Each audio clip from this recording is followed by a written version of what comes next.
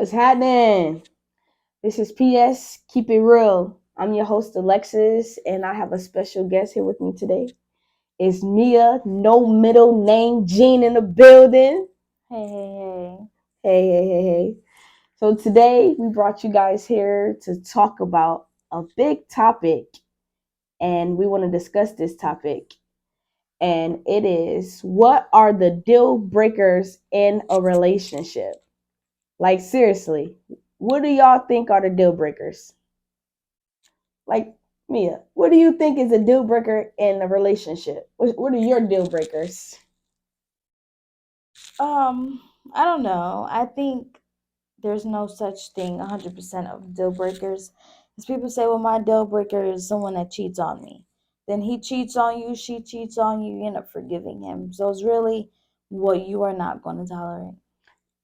You know, I agree, but some people do stay in relationships where they are cheated on because they feel that maybe they found the one, or maybe they person just made a mistake. So how do you feel about that? Like, do you believe that once a cheater, always a cheater?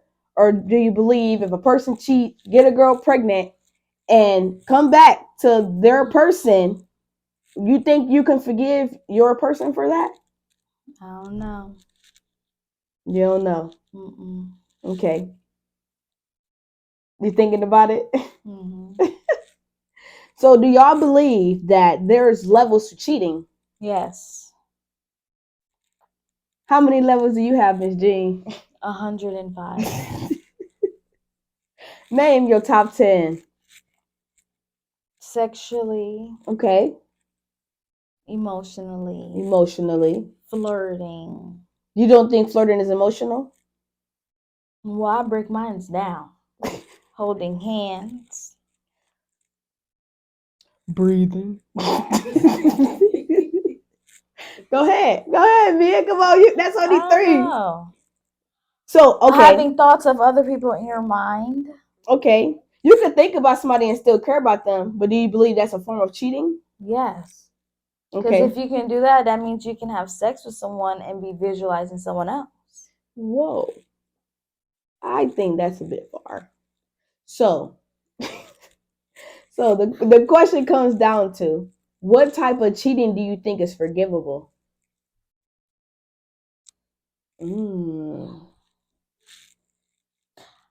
I don't think so. You have to She got to think about it. I think if you choose to forgive your person, you choose to forgive your person. Now, will things change? Yes, 100%. But if you do choose to forgive your person, eventually you have to build that trust and all that stuff back. So you believe that trust can be reearned Eventually. eventually, but It okay, so depends. how do you feel about the people that stay in relationships when a person is continuously cheating on them, but they feel like this is the person they're supposed to be with? I'm out of there. She Jet Li out of there. If you Why? keep, because why do you keep cheating? Okay. But there's some women in the world that feels that they have to stay in relationships because they're afraid to start over. But that has nothing to do with cheating. That is, if you allow your person to cheat and you know they're cheating, how many times would you start over? Every time somebody cheat on you? Or do you believe that there's relationships out here that people don't cheat? I do believe there's relationships people don't cheat. I truly believe that. Do y'all believe there's relationships out here that people don't cheat? Honestly. Yeah. In this generation. It's not about generation. Okay. If you want to break it down in generation, you don't find that old school love already.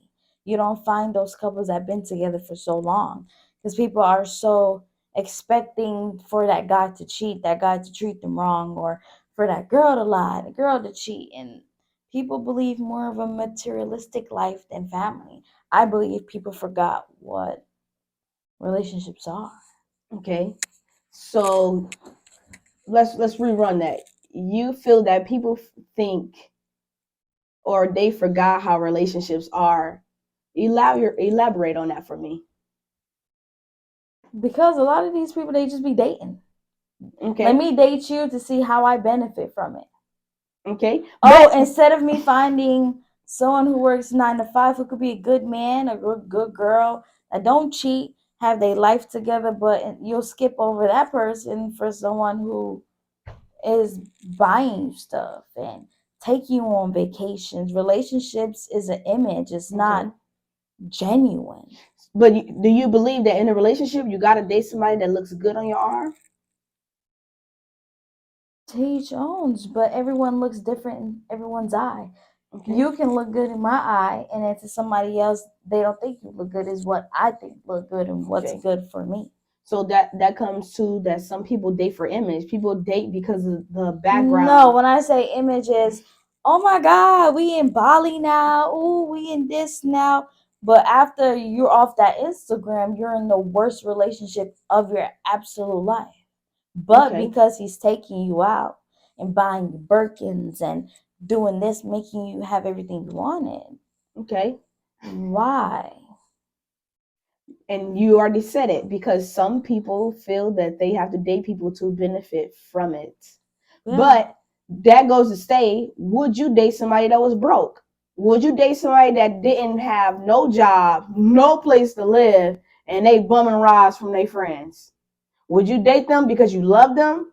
Or would you date them because they don't have nothing? Or you honestly accepting them for who they are, and you know maybe eventually you like them for their potential?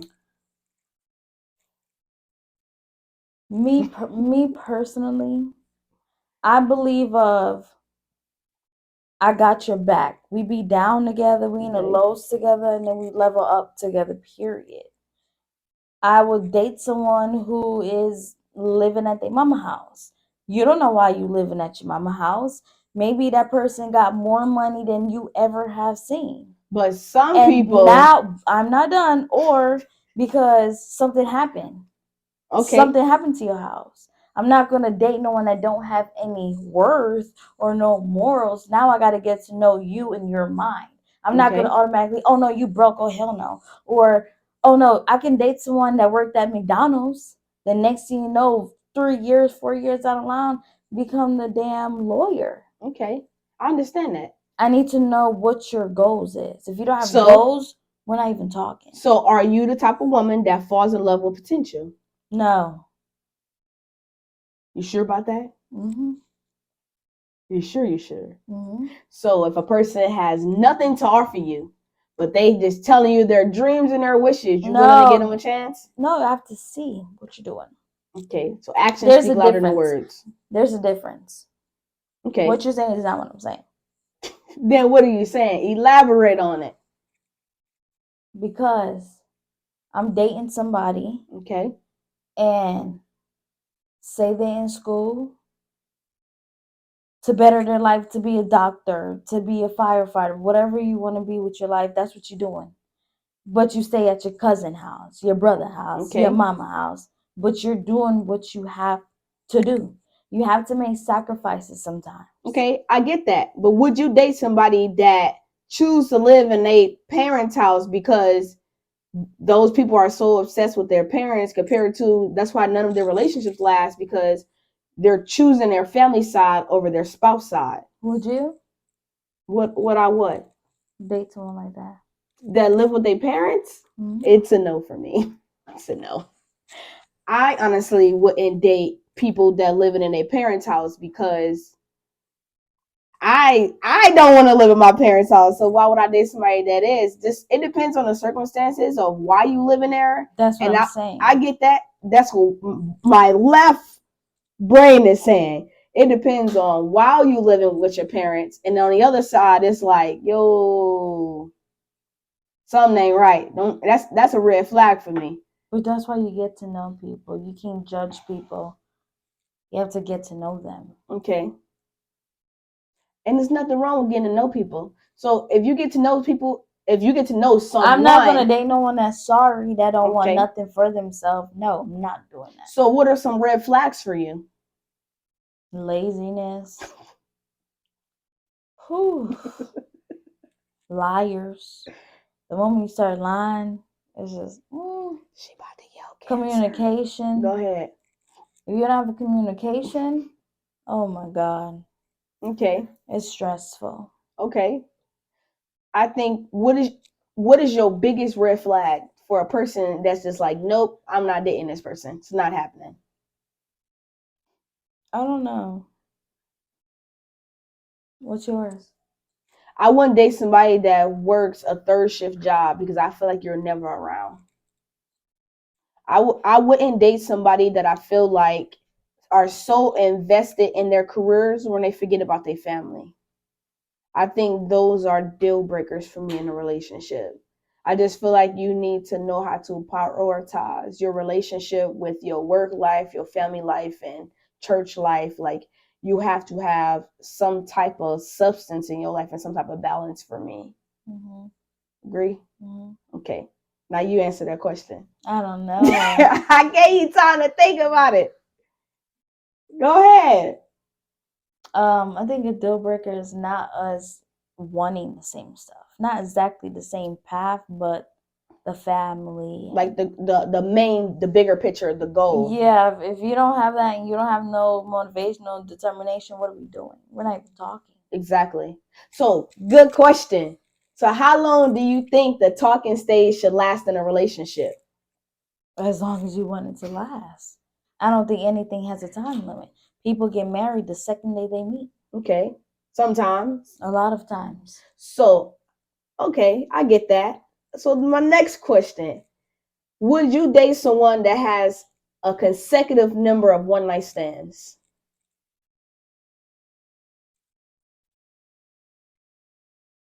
I don't know. I would think something is wrong. It's either you're scared of commitment, Okay. then I won't waste my time, or you haven't found the one. So I Okay. don't know. So, do you think a person that has a consecutive numbers of one night stand is the same person that only have a 6 month relationship with 20 people? Hmm? Okay. Let me elaborate. So, do you think a person that has consecutive one night stands cannot commit in a relationship compared to a person that can only stay in a 6 months relationship with everyone they date? Do you think those are the same people? Um, like that show. So the guy couldn't. His family said he runs. People run. People run from relationships when they feel like you're getting too close, or Okay. damn, like you making me change. They'll run. So So it's like Runaway Bride. it's really just depending on that person. If I'm Okay. already walking in a situation and know that you have that going, something's off, I might not risk it. I'm not going to risk it, honestly. So But then there's people who's in a relationship for a long time and you're right. crazy. Psychos. So, but it's okay, right? So, do you think you can love somebody in a relationship through their pain and their hurt, through trauma? Yeah, because we all live in trauma every day. Yeah. We have to forgive, but we would never forget. Preach. Anything can remind you of something you went through. Okay. So I think what I do always say is don't walk in your trauma, don't make your trauma who you are. Take your Exactly. pain and turn it into something positive. Exactly. But trauma is something everyone has. Okay. I agree 100%. So, how do you feel today? I feel good. You feel good. You feel uplifted. So, Yeah. what do you think you got out of this podcast today? What's one thing about a relationship that you think you can tell the people out there that's watching and listening? Love yourself first. Okay. And if you know you're not going to tolerate something, don't try to tolerate it because you love them. Because tolerating is the first step of settling. So, my message to the world is there is always a different forms of relationship. There's always different types of relationship. There's different type of commitments. There's different type of levels to cheating.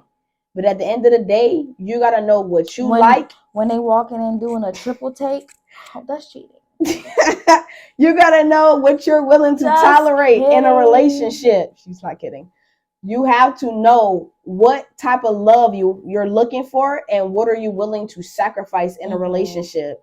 And you got to know these things before getting into a relationship because it's so important to getting to know yourself, and that's the number one key to life. Know who you are, love yourself, and you can love your partner. Yeah. Agreed. Mhm. Agreed. So thank you for listening to PS Keep It Real. This is your host Alexis, and we signing out. Peace.